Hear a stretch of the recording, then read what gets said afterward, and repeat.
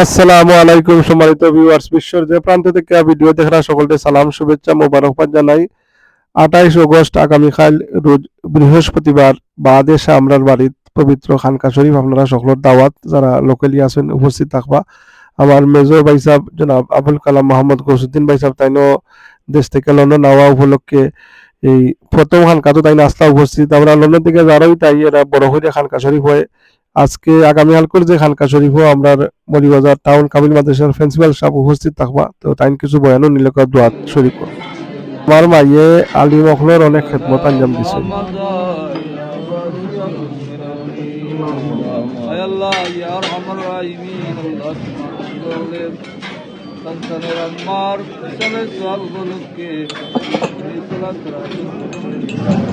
আমরা শরীক হইয়া যাক محمد يا الله يا ارحم الراحمين الله تمام সন্তানের আম্মার পিছনের সবগুলোকে আমরা শরীক হইয়া যাক ولا تجعل في قلوبنا غلا للذين آمنوا ربنا إنك رؤوف رحيم اللهم اللهم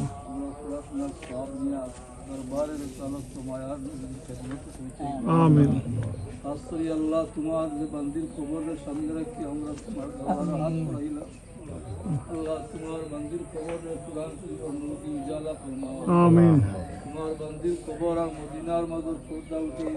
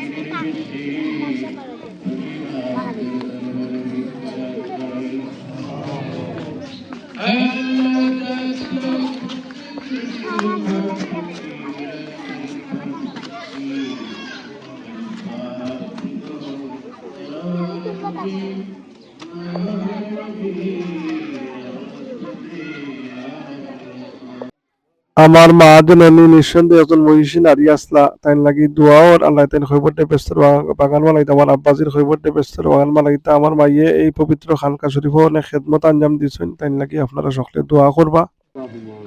আবারও সকলের দাওয়াত দিলাম খানকা শরীফ।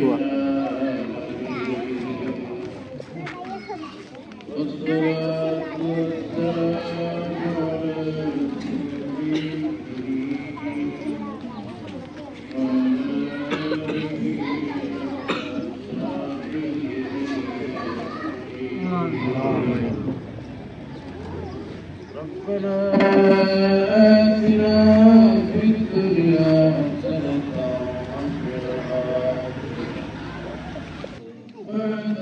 وفي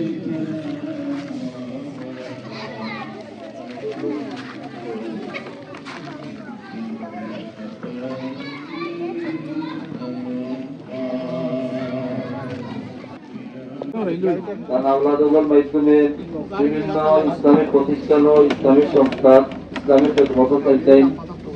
অত্যন্ত বেশি অবদান রাখতেন। নেক আওলাদদের দেখে গেছেন। আমরা দোয়া করি আল্লাহ রাব্বুল আলামিনের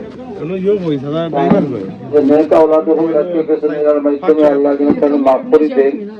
আর তার হায়াতে জিন্দেগির যত পালা কাজ করছেন সব পালা কাজের জন্য আল্লাহ কবুল করেন।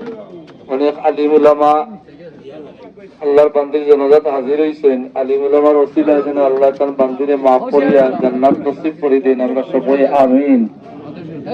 আমরা যেহেতু মহিলা মানুষ, আমরা প্রত্যক্ষভাবে অনেকে জানি না। যতটুকু আমরা জানি তার সম্পর্কে আমরা পালা জানি। আমরা পালা জানি তো আল্লাহ দরবারে সাক্ষী দিয়ে আল্লাহর বান্দি পালা আসতো। আল্লাহ কবুল করতা। আসসালামু আলাইকুম ওয়া রাহমাতুল্লাহ। তান যে বাচ্চাইতো মাতার ছায়া আসলাম মাতার উপরে তো এই রহমতুল ছায়া আল্লাহ সরাইছেন আল্লাহ দয়া ছায়া যেন তখন বাচ্চাইতোর উপরে পরিবারের উপরে আল্লাহ সর্বক্ষণিক বহাল রাখে আমিন। আমিন।